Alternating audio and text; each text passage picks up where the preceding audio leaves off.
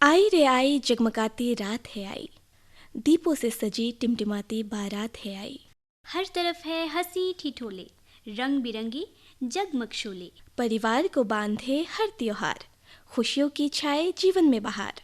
सबके लिए है मनचाहे उपहार, मीठे मीठे स्वादिष्ट पकवान। कराता सबका मिलन हर साल, दीपावली का पर्व सबसे महान। इस पावन अवसर पर आप सभी सुनने वालों को आकाशवाणी हाफलॉन्ग की ओर से दीपावली की ढेर सारी शुभकामनाएं।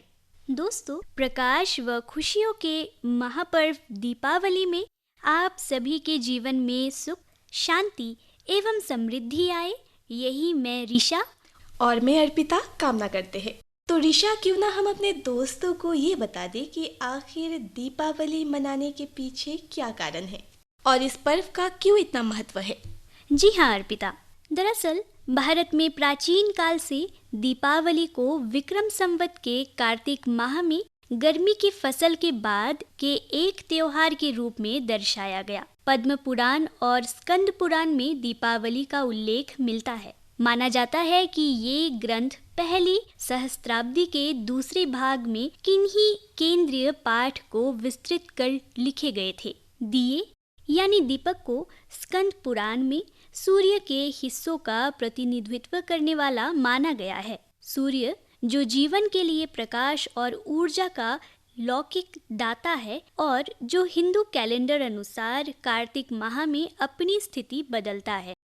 दीपावली का इतिहास रामायण से भी जुड़ा हुआ है। ऐसा माना जाता है कि श्री रामचंद्र जी ने माता सीता को रावण की कैद से छुड़ाया तथा उनकी अग्नि परीक्षा के उपरांत 14 वर्ष का वनवास व्यतीत कर अयोध्या वापस लौटे थे। अयोध्या वासियों ने श्री रामचंद्र जी, माता सीता तथा अनुज लक्ष्मण के स्वागत हेतु संपूर्ण अयोध्या को दीप जलाकर रोशन किया था। तभी से दीपावली अर्थात दीपों का त्योहार मनाया जाता है। दीपावली भारत में मनाए जाने वाले सबसे महत्वपूर्ण त्योहारों में से एक है। ये त्योहार हर साल केवल भारत में ही नहीं बल्कि दुनिया भर के भारतीय समुदायों में विशेष आनंद और उत्सव के साथ मनाया जाता है। दीपावली शब्द का अर्थ है दीपों की श्रृंखला। ये शब्द बनी है दीप और आवली को जोड़कर, जिन्हें संस्कृत भाषा के शब्दों से लिया गया है। दीपावली को दिवाली भी कहा जाता है। ये त्योहार हर घर में खुशियों की सौगात लाता है और इस दिन हर घर में भगवान गणेश और लक्ष्मी माता की पूजा की जाती है। दीपावली को विभिन्न ऐतिहासिक घटनाओं, कहानियों या मिथकों को चिन्हित करने के लिए हिंदू, जैन और सिखों द्वारा मनाई जाती है।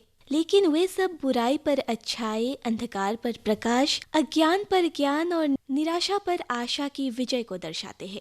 हिंदुओं के योग, वेदांत और सांख्य दर्शन में ये विश्वास है कि इस भौतिक शरीर और मन से परे वहाँ कुछ है जो शुद्ध, अनंत और शाश्वत है, जिसे आत्मन या आत्मा कहा गया है।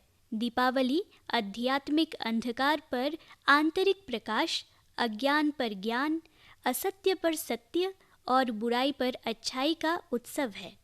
प्राचीन हिंदू ग्रंथ रामायण में बताया गया है कि कई लोग दीपावली को 14 साल के वनवास पश्चात भगवान राम व पत्नी सीता और उनके भाई लक्ष्मण की वापसी के सम्मान के रूप में मनाते हैं। एक पौराणिक मान्यता ये भी है कि कार्तिक अमावस्या के दिन समुद्र मंथन से माँ लक्ष्मी का अवतरण हुआ था।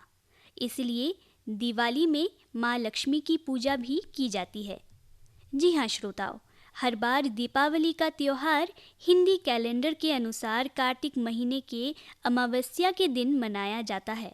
ऐसा माना जाता है कि इसी दिन समुद्र मंथन के दौरान माँ लक्ष्मी का अवतरण हुआ था।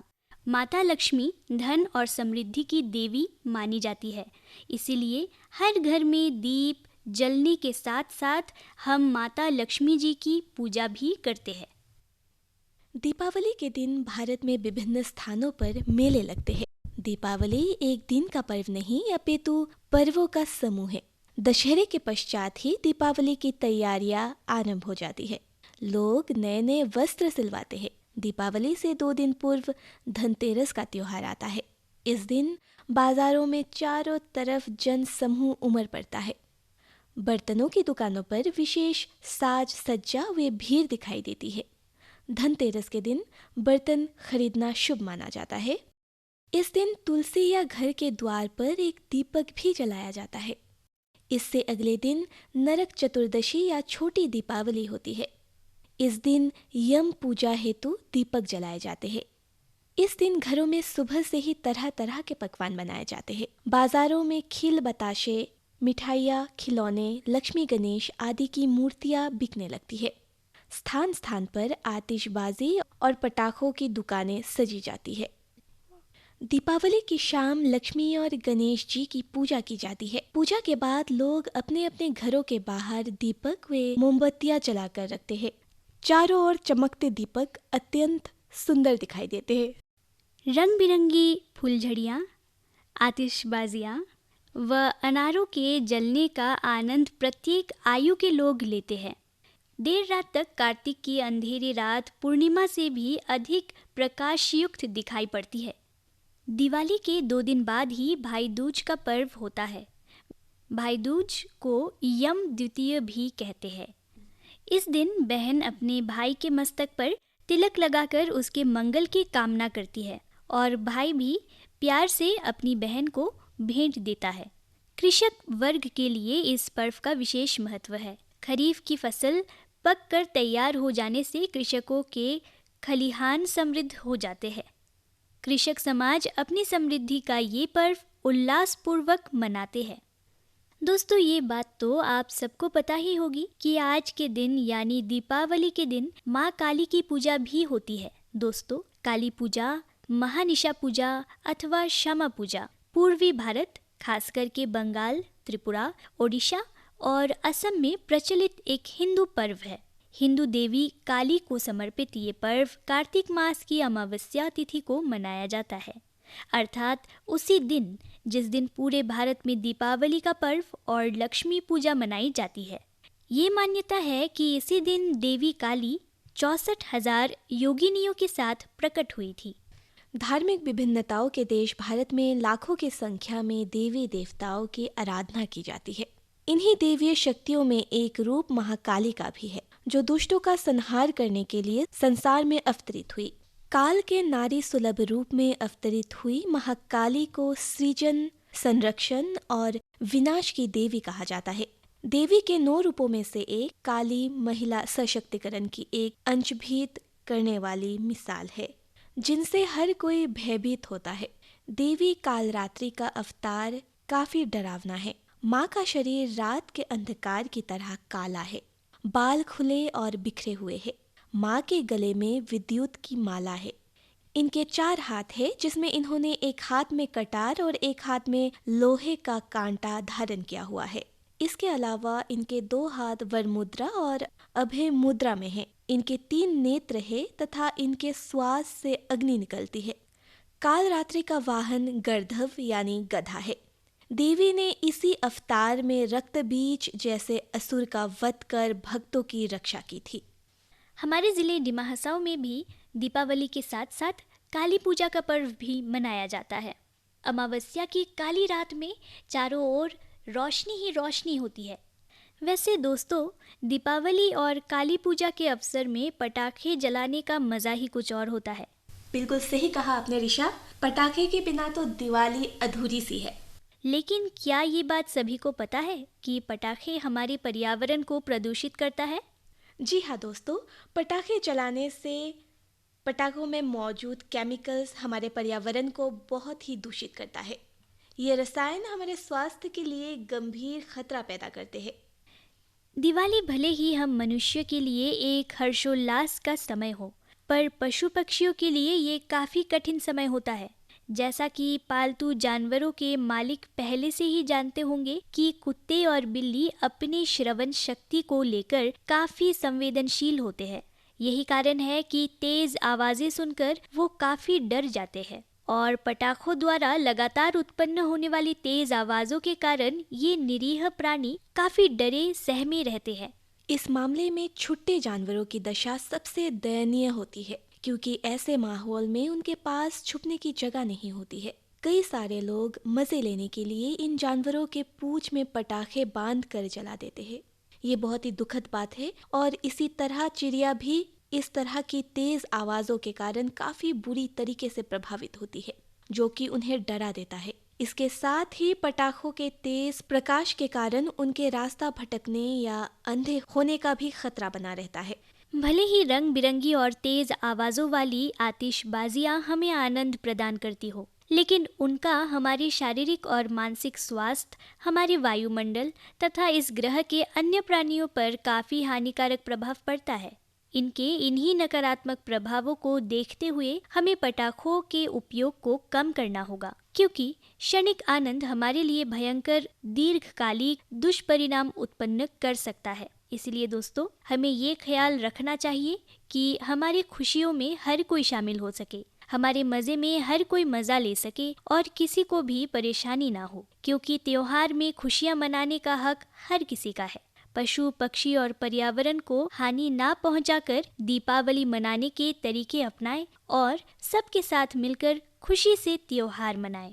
हमें दिवाली तो मनानी चाहिए और बड़े ही धूमधाम से मनानी चाहिए, लेकिन इन चीज़ों के बारे में भी हम सबको ध्यान रखना चाहिए कि हमारे इस हर्ष उल्लास के त्योहार में कोई दुखी ना हो। जैसे हमारे पर्यावरण को, हमारे आसपास में रह रहे जानवरों को हानि नहीं पहुंचानी चाहिए। दोस्तों, अंधेरा यानी असफलता समस्या नहीं बल्कि एक अवसर है। खुद को दीपक की तरह जलाएं, यानी कड़ी मेहनत करें और अपनी योग्यता से जीवन के अंधकार को दूर करें।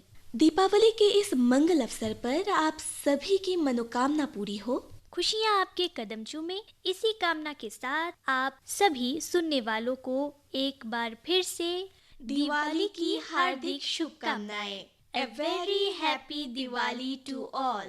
दिवाली के साथ साथ आज एक और खास दिन भी है ना रिशा? हाँ, आज है लोक सेवा प्रसारण दिवस, यानी आज है पब्लिक सर्विस ब्रॉडकास्टिंग डे। और ये दिवस हर साल इसी दिन मनाया जाता है। पर ये दिवस आखिर क्यों मनाया जाता है, क्यों ना अर्पिता हम अपने दोस्तों को बता दें? जरूर रिशा। भारत में 12 नवंबर को यानी कि आज ही के दिन लोक सेवा प्रसारण दिवस का आयोजन किया जाता है। इस दिन 1947 में ऑल इंडिया रेडियो के स्टूडियो में राष्ट्रपिता महात्मा गांधी की पहली और एकल वर्ष की नाटकीय यात्रा आयोजित की गई थी। 12 नवंबर वर्ष 1947 को महात्मा गांधी ने पाकिस्तान से जुड़े लोगों को निशाना बनाया था, जो विभाजन के बाद छोटे रूप से हरियाणा के कुरुक्षेत्र में बस गए थे। इस दिवस के सिद्धांत और जन प्रसार वर्ष के संस्थापक सुहास बोरकर द्वारा प्रस्तुत प्रस्ताव वर्ष 2000 में इस दिवस को लोक सेवा प्रसारण दिवस या जन प्रसार दिवस के रूप में घोषित किया गया था। आपको बता दें कि प्रकाशन भारती को सार्वजनिक सेवा प्रसारण, डेमोक्रेटिक स्मारकों और सभी विभिन्न समूहों और निर्माणों को अवसर प्रदान करने की जिम्मेदारियां दी गई है। एक माध्यम के रूप में प्रसारण भारत जैसे बड़े लोकतांत्रिक देश में अभिव्यक्ति की प्रतिस्पर्धा का एक उदाहरण है। ब्रॉडकास्टिंग ने कई दशकों तक भारत के विकास में महत्वपूर्ण भूमिका निभाई। सार्वजनिक प्रसारण में रेडियो, टेलीविजन और अन्य इलेक्ट्रॉनिक मीडिया आउटलेट शामिल होते हैं, जिनका प्राथमिक मिशन सार्वजनिक सेवा है। सार्वजनिक प्रसारक लाइसेंस शुल्क, व्यक्तिगत योगदान, सार्वजनिक वित्त पोषण और वाणिज्यिक वित्त पोषण सहित विभिन्न स्रोतों से धन प्राप्त करते हैं और राजनीतिक हस्तक्षेप या वाणिज्यिक प्रभाव से बचते हैं। सामान्य माध्यमों में FM radio, shortwave radio, television और इंटरनेट शामिल है। सार्वजनिक प्रसारण देश और स्टेशन के आधार पर राष्ट्रीय या स्थानीय स्तर पर संचालित किया जा सकता है। कुछ देशों में एक ही संगठन सार्वजनिक प्रसारण चलाता है। अन्य देशों में कई सार्वजनिक प्रसारण संगठन हैं जो क्षेत्रीय या विभिन्न भाषाओं में काम कर रहे हैं। दोस्तों, ये थी थोड़ी सी जानकारी लोक सेवा प्रसारण दिवस के बारे में। हमने आपको बताया आखिर ये दिवस क्यों मनाया जाता है, इस दिवस के मनाने के पीछे क्या कारण है, हमने आपको ये भी बताया। आशा करते हैं आप सभी को आज का ये कार्यक्रम पसंद आया होगा। तो दोस्तों, इसी के साथ ही मैं अर्पिता और मैं रीशा आप सभी से आज के लिए विदा लेना चाहते हैं। फिर किसी दिन आप सभी के लिए किसी और विषय पर और किसी खास दिवस के अवसर पर आप सभी को और भी ढेर सारी जानकारी देंगे और आप सभी के लिए आनंद भरे और मजेदार कार्यक्रम लेकर हाजिर होंगे। तब तक के लिए नमस्कार।